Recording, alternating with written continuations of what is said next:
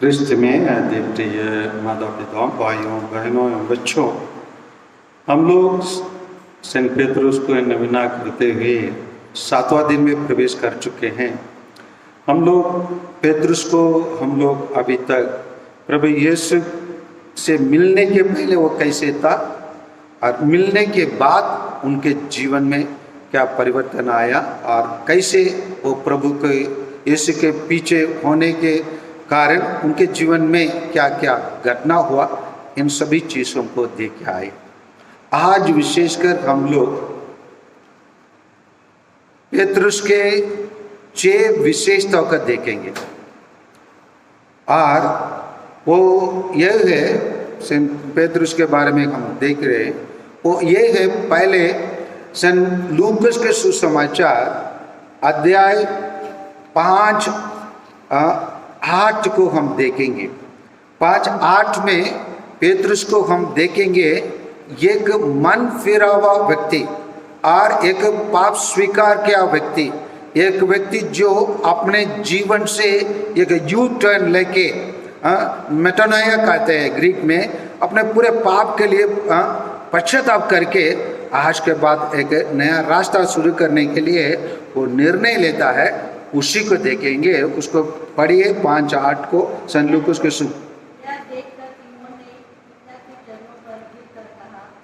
ये देखकर है ना, सिमोन ने ईसा के चरण में गिर कर कहा, क्या कहा? प्रभु मेरे पास से चले जाइए, मैं तो पापी मनुष्य हूँ।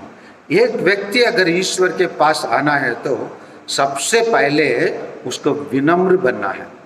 और ये विनम्र व्यक्ति सेंट पेट्रुस अपने जीवन में, जब उनको मालूम था उनके सामने खड़े वाला व्यक्ति कौन है, वो तुरंत अपने महानता को नहीं देखा, अपने शून्यपन को देखा, अपने पापों को देखा। तुरंत उसके सामने खड़े होने वाला व्यक्ति के सामने उनको विनम्र बन गया। वो सोचा मैं इनके सामने कुछ भी नहीं हूँ। इसलिए ईश्वर अंत में उसको क्या देता है, उसको हम देखेंगे। ये एक अच्छा विनम्र और अच्छे मन पिराव और अच्छा गलत रास्ते छोड़ के एक नया रास्ते अपनाने वाले व्यक्ति के रूप में हम पेट्रुस को देखें। ये पहला बात है।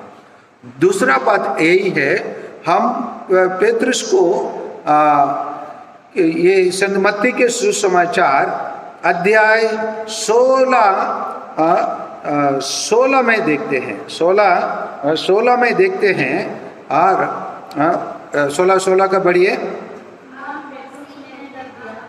सीमन पेट्रुस ने उत्तर दिया, आप मसीह है, आप जीवंत ईश्वर का पुत्र है।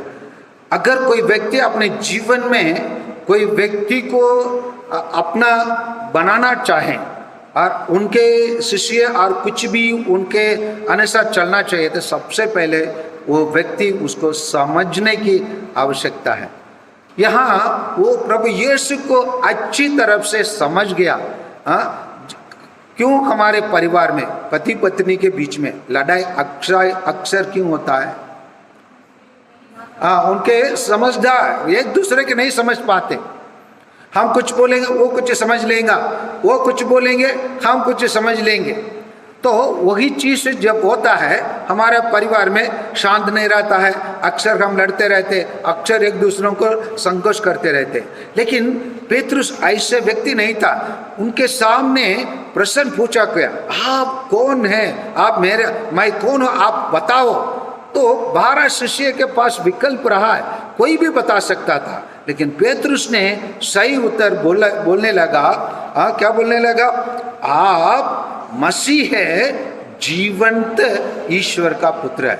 सही अंडरस्टैंडिंग, सही तरीका से ईश्वर के पुत्र के बारे में समझने का संक्षेप में एक विटामिन गोली वो बता रहा है कि प्रभु यीशु सच में ईश्वर का पुत्र है। और तीसरा है, हम संत यूहन्ना के सुसमाचार अध्याय 66 में आइए, 66 में आइए, चैप्टर 6 वर्स 66 में, हाँ, इसके बाद बहुत से शिष्य लोग अलग हो गए और उन लोगों ने उनके साथ छोड़ दिए। जैसे कैथोलिक कलीसिया से बहुत सारे लोग साथ छोड़े। क्यों छोड़े? पढ़िए। हाँ ठीक है, उसके बाद आगे पढ़िए। हाँ, इसलिए ईसा ने 12 से कहा, हाँ, क्या तुम लोग भी चले जाना चाहते हो? हाँ, सिमोन पतरस ने उन्हें उत्तर दिया, हाँ प्रभु, हम किसके पास जाएं? हाँ, आपको ही सप्ताह में आनंद जीवन का संदेश है। यहां पर हम देखते हैं कि पेतरुस का असली शिष्यपन, मतलब एक चेले कैसे रहना चाहिए, एक चेले हम उनके मालिक को कैसे समझना चाहिए। उनको मालूम है प्रभु यीशु के साथ चलना बहुत आसान नहीं है, इसीलिए बहुत आसान नहीं है। बहुत सारे लोग इसीलिए तो छोड़ के चले गए। यहाँ बताया जाता है बहुत सारे लोग एक साथ रहना ही पसंद नहीं किए, छोड़ के गए। क्योंकि प्रभु यीशु का रास्ता सरल रास्ता नहीं है, कठिन रास्ता है, इसीलिए उनके पीछे चलना छोड़ दिए। लेकिन ये प्रश्न इसीलिए अपने शिष्य से पूछा, वो समझ गया प्रभु आपके अलावा दुनिया में और कोई नहीं है, आपके शिष्य बनकर रहना ही सर्वोत्तम है। इसलिए वो अपने आप को एक अच्छे शिष्य के रूप में वो स्थापित करता है। तो यही हम देखें, अभी हम क्या क्या देखें, एक मन फिराव व्यक्ति के रूप में हम देखें, है ना, मन फिराव व्यक्ति के रूप में देखें। और उसके बाद हम क्या देखें, हाँ, ईश्वर को सही समझने वाला व्यक्ति के रूप में देखें। और क्या देखें हम अभी यहाँ, एक अच्छे शिष्य के रूप में हम देखें। और इसके बाद हम संत यूहन्ना के सुसमाचार अध्याय 21 और पद संख्या 17 में हमको देखना है। 17 में देखिए, हाँ, ईसा ने तीसरी बार उससे कहा, सिमोन यूहन्ना के पुत्र, क्या तुम मुझे प्यार करते हो? पेत्र से इस दुख हुआ। हाँ, इससे तीसरी बार उन्होंने उससे यह पूछा, क्या तुम मुझे प्यार करते हो? और उसने ईसा से कहा, प्रभु, हाँ, आपको तो सब कुछ मालूम है, आप जानते हैं कि मैं आपको प्यार करता हूं। तो वह ईश्वर को जो मन फिराव कर चुका वाला है, जो ईश्वर का समझ चुकने वाला है और ईश्वर को है ना अच्छे से समझने वाला है और वो अच्छे शिष्य बन चुका है, वो ईश्वर को प्यार करता है। वो पेतरुस ने किया, पेतरुस ने अच्छे से प्यार किया। और इतना तो नहीं, हम लोग प्रेरित चरित्र में अध्याय 4, 19 और 20 को थोड़ा पढ़िए, 19 और 20 को पढ़िए, प्रेरित चरित्र। हाँ, इस पर पेतरुस और यूहन्ना ने उन्होंने यह उत्तर दिया,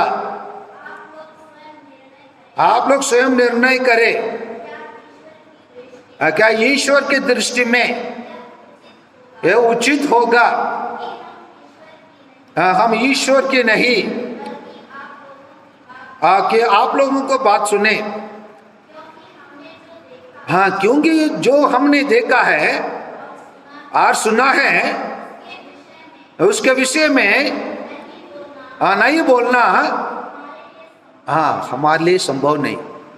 हम लोग को साक्षी देने के बिना जीवन जीना हमारे लिए संभव नहीं। हम प्रत्येक ईसाई साक्षी दे के साक्षी का जीवन जीने का आवश्यकता है। इसलिए सेंट पेतरुस एक अच्छे साक्षी के रूप में जीवन बिता रहा है। इसीलिए उसको जब अवसर मिला कि उसको मार डालने वाले थे, तो वो क्रूस पर भी उसको मार डालने वाले थे, लेकिन वो कहा, हे भाइयों, अब तो मेरे को मार डाल रहे हैं, लेकिन जिस प्रकार मेरे प्रभु ने मरा उस प्रकार मेरे को मार डालिए, क्योंकि मैं उसको योग्य नहीं हूं, इसलिए उसको कहा जाता है उसको उल्टा मार डाले, पैरों पर और हाथों नीचे। और ये देखिए यही सभी चीजों पेतरुस अपने जीवन में करने के कारण, जैसे मैंने बताया शुरू में ही, जैसे केवल आदम एवा ही केवल हमारा आदि माँ बाप बन सकते हैं, अन्य कोई नहीं बन सकते हैं। मूसा और अब्राहम, केवल मूसा ही इस्राएल लोगों को निर्गमन देश में पार करके प्रत्येक देश का प्रदान करने का ईश्वर का साधन रहा, उसके अलावा और कोई नहीं हो सकते। अब्राहम सभी संतान का पाप विश्वास के पाप बनने के लिए केवल अब्राहम को केवल वरदान मिला। उसी प्रकार प्रभु यीशु के माता पिता बनने के लिए सेंट जोसेफ और माता मरियम के ही वरदान मिला, अन्य किसको नहीं मिल सकता। उसी प्रकार प्रभु यीशु उनके जीवन में उनके कार्य के लिए प्रभु यीशु कुछ पुरस्कार उसके लिए दे सकता है तो केवल पेतरुस को ही मिल सकता था, अन्य किसी को नहीं। इसी को हम संग मत्ती के सुसमाचार अध्याय 16 और पद संख्या 19 में हम पाते हैं, 18-19 में हम पाते हैं। 18 का पढ़िए। हाँ, मैं तुमसे कहता हूँ, किससे कहता है? पेतरुस से कहता हूँ। हाँ, क्या कहते हैं? तुम पेतरुस अर्थात चट्टान हो, मैं इस चट्टान पर मैं कलीसिया बनाऊंगा और अधोलोक के फाटक अब उसके सामने टिक नहीं पाएंगे। इसीलिए जो भी कलीसिया, कैथोलिक कलीसिया जो प्रभु यीशु ने स्थापना किया, उसी कलीसिया के छोड़कर अन्य कलीसिया कितना भी अच्छा हो सकते हैं, कितना भी चमत्कार हो सकते हैं, कितने भी अच्छे अच्छे सुसमाचार का प्रचार करने वाले, काबिलियत वाले, काबुल वाले और प्रतिभाशाली हो सकते हैं, लेकिन उनकी कलीसिया जहां पेतरुस नहीं है, वो कलीसिया वास्तविक कलीसिया नहीं है। क्योंकि प्रभु यीशु ने स्वयं अपने जीवन में अपने शिष्य में एक व्यक्ति को चुना है, पेतरुस को। इसीलिए प्रभु यीशु सटीक रूप से कहते हैं, क्या कहते हैं? मैं तुमसे मतलब पेतरुस से।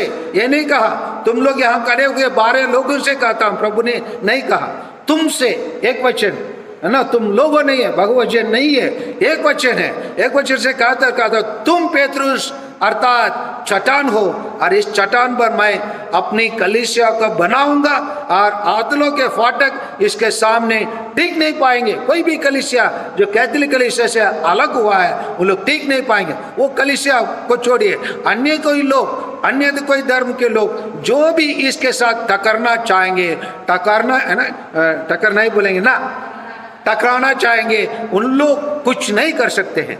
बहुत सारे देखिए, आज अभी जो पोप स्वामी है, पोप फ्रांसिस 266 मतलब 266 पोप है। बहुत सारे लोग ऐसे जगह रहा, कभी 2 पोप में रहा है, एक असली पोप रहा, एक नकली पोप रहा।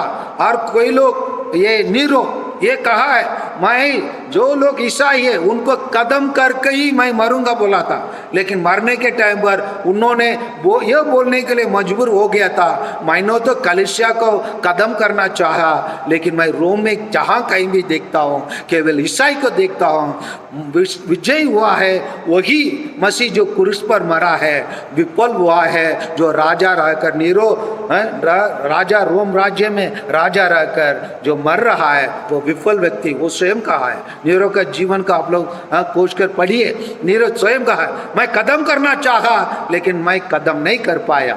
बहुत सारे लोग कलीसिया को कदम करने के लिए बहुत सारा प्रतिज्ञा लिए, बहुत सारे लोग बहुत सारे साधन अपनाए, बहुत सारे यूं नेपोलियन भी जो कैथोलिक रहा वो भी इस प्रकार का कुछ कदम उठाया, लेकिन कोई भी आज तक प्रभु यीशु ने जो कहा आदलों के फाटक इसके सामने टिक नहीं पाएंगे, कोई भी शक्ति इसीलिए टिक नहीं पाएंगे। उस शक्ति उसी साम्राज्य किसके साथ दिया गया है? तो सेंट पेतरुस के हाथ में। इसीलिए वो ये 5 चीज करने के कारण ईश्वर ने उसको सर्वोत्तम नेता बनाया। उसके उसी कार्य को उसके बाद बहुत सारे लोग कार्य पौलुस का चाहिए तो ईश्वर पौलुस का रहने आने तक इसको रुक कर पौलुस को उसी जगह पर बना सकते थे, क्योंकि वो भी अच्छे इंसान था। मदर तेरेसा ऐसे एक व्यक्ति को चुन सकता था, महात्मा गांधी एक व्यक्ति को चुन सकता था, लेकिन ईश्वर उनको नहीं सुना। किसको सुना? हमारे संरक्षक पेतरुस को चुना है। इसलिए वो व्यक्ति विशिष्ट व्यक्ति है, क्योंकि वह विनम्र व्यक्ति रहा, जो अपने पाप को पूर्ण रूप से पहचाना और पाप स्वीकार किया और ईश्वर के पीछे चलने वाला व्यक्ति बना। और वो व्यक्ति प्रभु यीशु को अच्छे से जानने वाला व्यक्ति रहा, और वो व्यक्ति प्रभु यीशु को अच्छे शिष्य रहा। वो व्यक्ति प्रभु यीशु को पूर्ण रूप से प्यार करने वाला व्यक्ति रहा। वो व्यक्ति प्रभु यीशु का अच्छे साक्षी रहा। इसी के कारण ईश्वर ने उसको सभी लोगों को नेता बनाया, कोपस्वामी बनाया, और कलीसिया आज भी उस व्यक्ति के प्रतिनिधित्व करते हुए एक व्यक्ति को कलीसिया आज भी पाया है, वही है संत फ्रांसिस। इसीलिए आइए हम उसी ईश्वर का संतान है, उसी ईश्वर का शिष्य है, उसी जीवंत ईश्वर का हम प्रजा है। इसलिए हम अपने आप में गौरव ले, गर्व ले, और उसी संरक्षक पेतरुस के समान उनके कुछ ना कुछ गुणों का अपनाने के लिए हम प्रयास करें। आमीन।